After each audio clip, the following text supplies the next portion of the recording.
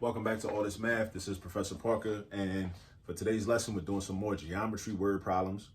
And this is a video for my students in the Sankofa Homeschool Collective and my Mastering Math Word Problems Part 2 course. The Part 1 course was taught last semester. Now we're on to Part 2 of Mastering Math Word Problems.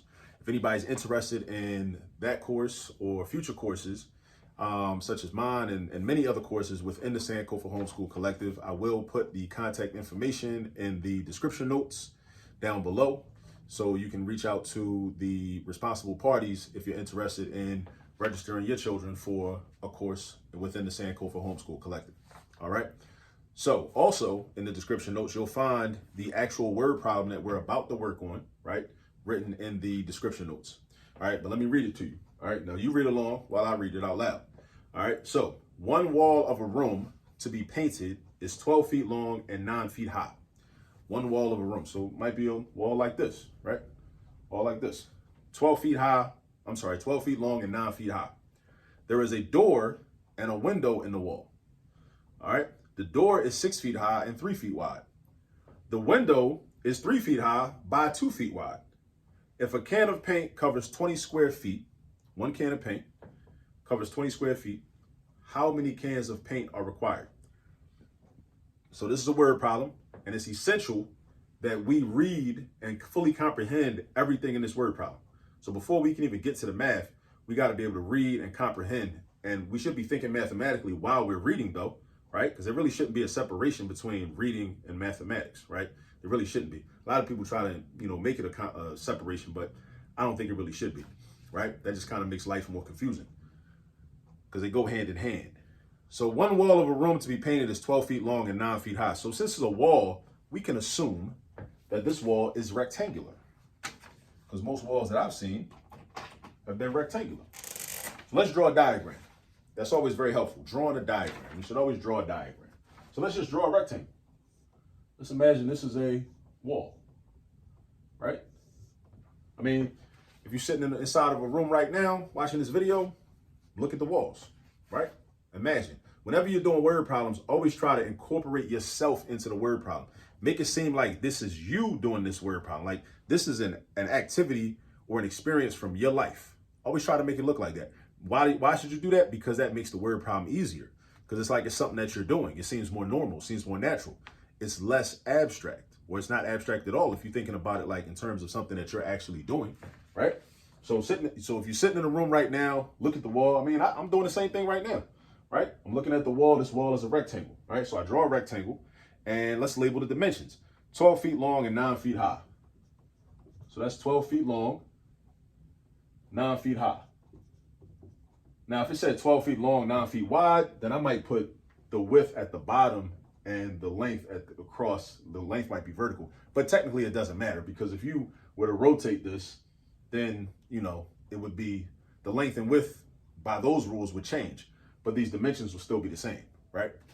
So 12 feet long, 9 feet high, all right? Now the second sentence, there is a door and a window in the wall. A door and a window in the wall. So what I'm gonna do, I'm gonna draw a little door, right? Let's draw a little door.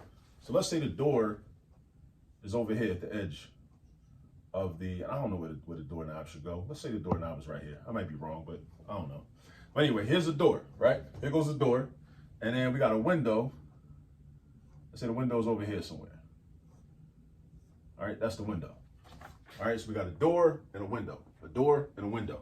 Now, we got to think critically. And geometry is actually, really all of math is meant to develop our critical thinking skills. We got to think about the fact that if we're painting a wall, ask yourself the question, if you're painting a wall, and it says you're painting the wall. It didn't say nothing about painting the door, and it didn't say nothing about painting the window, because if you paint the window, will you be able to see through the window? No, you're not going to paint the window, and you're probably not going to paint the door neither. The door might be a different color, right?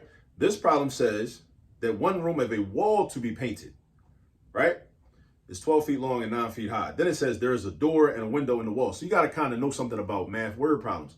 The reason they're giving you that information is because they're trying to get you to distinguish the window and the door from the wall. So we worried about all this space in here. That's what we paint. We painting all of this, We painting all of this. We painting up in here. We painting above the window. We painting to the left of the window, to the right of the window.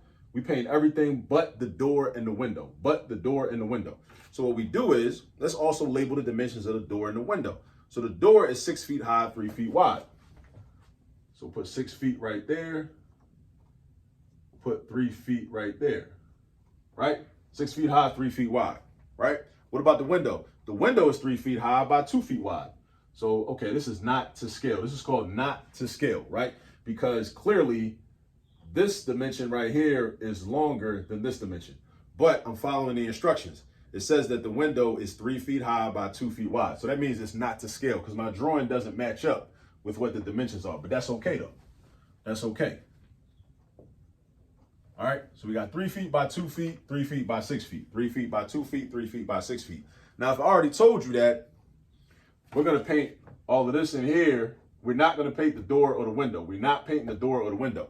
And then the question says, if a can of paint covers 20 square feet, 1 can of paint, how many cans of paint are required? So whenever you see a question like this, that means, so this is a rectangle. We're looking for the space inside the rectangle. So this is an area question.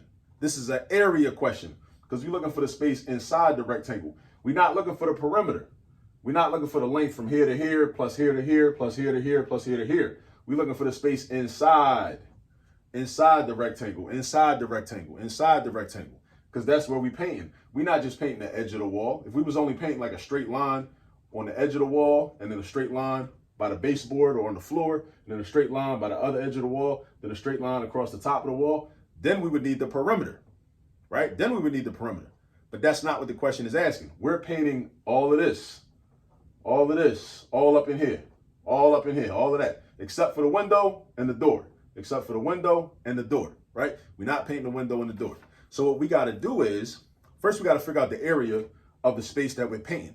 And then it tells us that one can of paint covers 20 square feet. So then we got to figure out how many cans of paint we need according to how many square feet we need to paint. Again, we figure out how many cans of paint we need based on how many square feet we need to paint. So first we need to figure out one thing, the area of the whole rectangle, right? So that's step one. Area of the whole rectangle, right? We do that first. Then we're going to figure out step two, the area of the door and the window, the door and the window, and the door and the window, because the door and the window is included in that rectangle.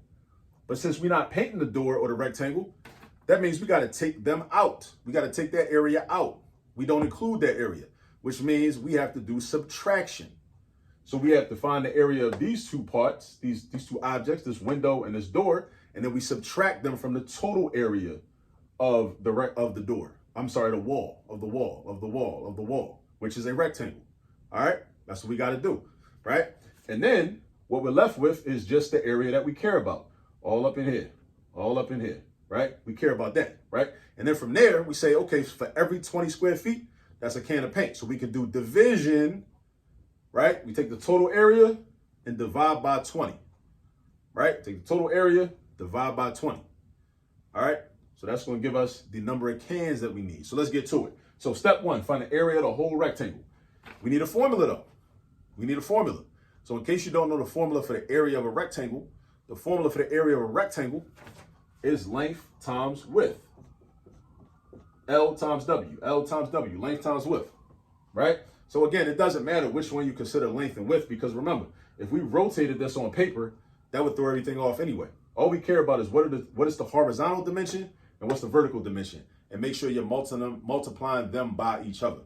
All right, so I'm gonna just say 12 and 9, all right? So 12 times 9. Now, 12 times 9, you should have your multiplication facts memorized. If you don't, memorize them ASAP. 12 times 9 is 108. All right, so that's 108 square feet. Now, why is it square feet? Because we're dealing with area. The space inside is feet times feet. Feet times feet is feet squared, just like x times x is x squared. All right, so that's why its area is feet squared. All right, in this case, it could be inches squared, milliliters squared, yards squared, miles squared, whatever. But right now, we're dealing with feet. Second step, I told you, right? Step two is find the area of this door and this window. The door and the window. So the door, let's say the area of the door. That's also length times width, which is 3 times 6. 3 times 6, which is 18, again, square feet. All right, that's 18 square feet. So we're gonna subtract that from this eventually. But what I'm gonna do is, I'm gonna find the area of the window first. So the area of, let's just say win for window, right? The little door, I wrote the word door, I wrote the rect, R-E-C-T for rectangle. I could have wrote wall, but I wasn't thinking about that.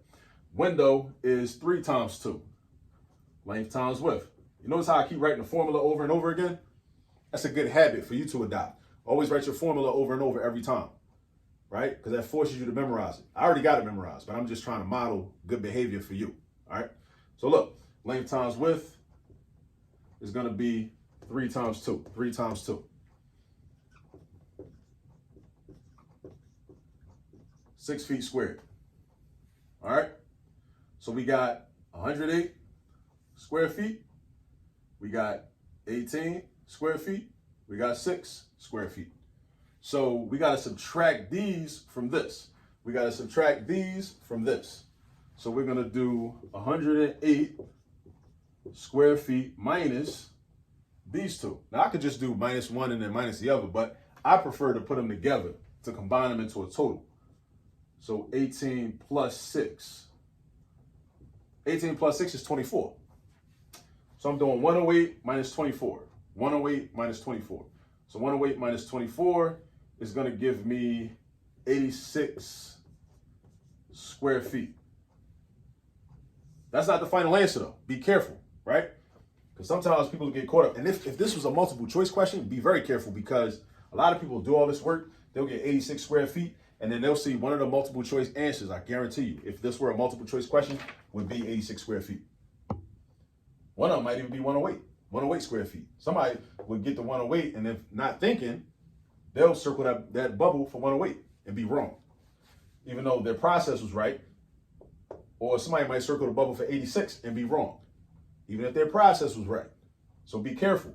What they asked us was, how many cans of paint are required? How many cans of paint are required? Now let's do this the long way. And then I'm gonna show you how to do it using division. But the long way would be, all right, if every 20 square feet you use one can of paint. If you gotta cover 86 square feet, all of this up in here is 86 square feet, right? 86 square feet, right? So my first 20 feet, that's 1 can. My next 20 feet, now I'm up to 40. That's 2 cans. My next 20 feet, now I'm up to 60. That's 3 cans. 3 fingers, 3 cans. 3 fingers, 3 cans, right? My next 20 feet, now I'm up to 80. 80 square feet. That's 4 cans. 4 cans. 4 fingers, 4 cans. Now, I need 86 square feet painted. 4 cans covers 80 feet. So if I stop right there, I'm not gonna have enough paint for the whole wall. I gotta get another can, and I can't buy a fraction of a can of paint, right? That's why a lot of people got, leftover cans of paint in their basement right now, or in their attic, or in their garage, or whatever, right? Because you oftentimes will end up with too much paint, right? But again, it's better to have too much than not have enough, right? So 1 more can, that's gonna give us enough paint for 100 square feet, but I only need to paint 86 square feet. So that means I'm gonna use some of that 5th can, some of it, and then I'm gonna save the rest, or get the rest away, or dispose properly of the rest, right? You know what I'm saying? But that's one way to do it. So we know the answer is 5. The final answer is 5. We need 5 cans of paint from wherever we buy paint from to paint this wall. And without painting the door and the window, because we subtracted the area of the door and the window, right?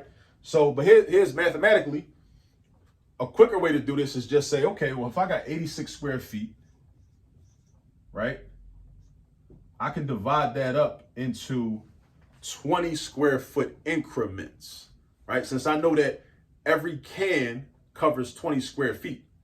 So that means I'm thinking like to myself, what I'm trying to really figure out is, how many 20 square foot increments do I have? That's what division is used for. That's the purpose of division. You didn't learn division. Nobody tried to teach you division just to punish you. You learned division so you could solve real life problems like this one, right? Because, you might already be a homeowner, or you might gonna be a homeowner one day. You got to answer these types of questions. You got to figure these things out. And sometimes you don't always have the resources to just pay somebody else to do all the thinking for you. You got to figure this stuff out. So that's why you learn division. And that's why division is so important. Just like multiplication is important, just like addition and subtraction is important, right?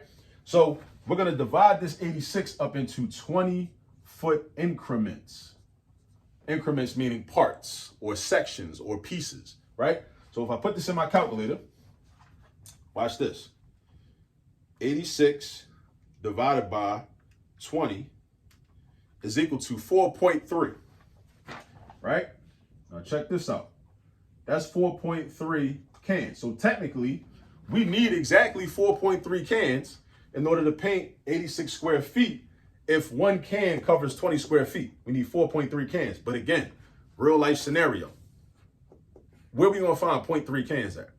I can't go into, again, Lowe's or Home Depot and say, well, I need 4.3 cans. So give me 4 full cans of this color right here, and then give me 0.3 of another can. Nah, you need a whole can, right?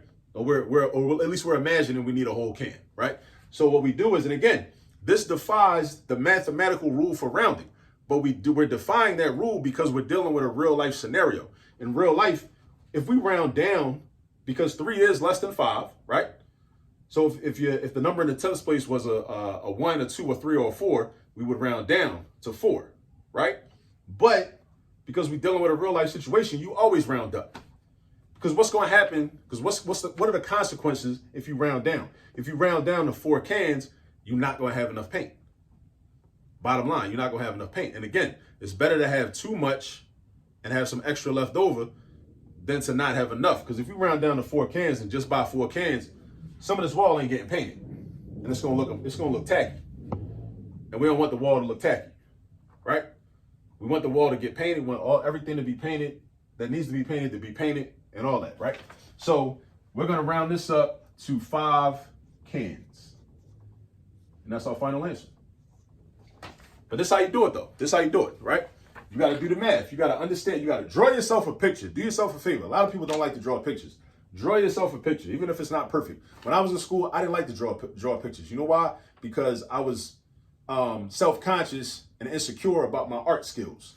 You know, I thought I had to be like a world-class artist in order to draw pictures. Nah, just draw a quick and dirty little sketch. That's all you need. Quick and dirty little sketch like this one right here, right? Little rectangle, another rectangle, another rectangle. Put a little line through it, make it look like a window, you good, right? So you do that, you draw your rectangle, you put your dimensions, right? But you got to think, okay, I'm only, again, painting this part up in here. I'm not painting the window. I'm not painting the door. I'm not painting the window. I'm not painting the door. So those parts are excluded from the actual area. But how do I exclude them? I find the area of the whole thing, the whole wall, and I subtract the area of the window, which is right here, and the area of the door, which is right here, right? So I subtract that. Right? So we're taking something out, we're not including something, we're excluding something. That's a subtraction problem. That's what that is. That's a subtraction problem. All right? So that's what we got going on. The whole thing was 108. We took away 24 square feet, leaving us with 86 square feet. And then we know 1 can of paint can cover 20 square feet. So in order to figure out how many cans of paint we need to know how many 20-foot increments are in 86 feet. How many 20-foot increments are in 86 feet? Again, I'm gonna keep repeating this because this is very important. How many 20 square foot increments or parts are in 86 square feet? There are 4.3. But the answer is not gonna be 4.3 because why? Because we're not gonna buy 4.3 cans. We need to buy a whole number of cans. We need to buy full cans. We can't buy a fraction of a can. We gotta buy full cans, right? So in order to buy a full can, we need 5 cans. We don't need 6. 6 is too much. 7 is too much. 8 is too much. We don't need all that. We need 5. We good. If we buy 4, we don't got enough. If we buy 3, we don't got enough. We buy 5, we got enough. Not the exact amount, but we got enough. Closest, you know, it's the best deal. 6 is too much. 7 is too much. 8 is too much. All that. But again, this is why math is important and understanding the algebra and geometry. Because a lot of people that don't know how to do this, they won't try to do the calculation. They try to eyeball and just say, no, let me look at this wall. I think this wall needs like, I don't know, it might need like 9 cans of paint. You go buy 9 cans of paint. Now you're sitting there with 4 extra cans, right? Instead of having 0.7 cans left over of paint left over. Now you got, if you buy 9 cans of paint, now you got 4.7 cans.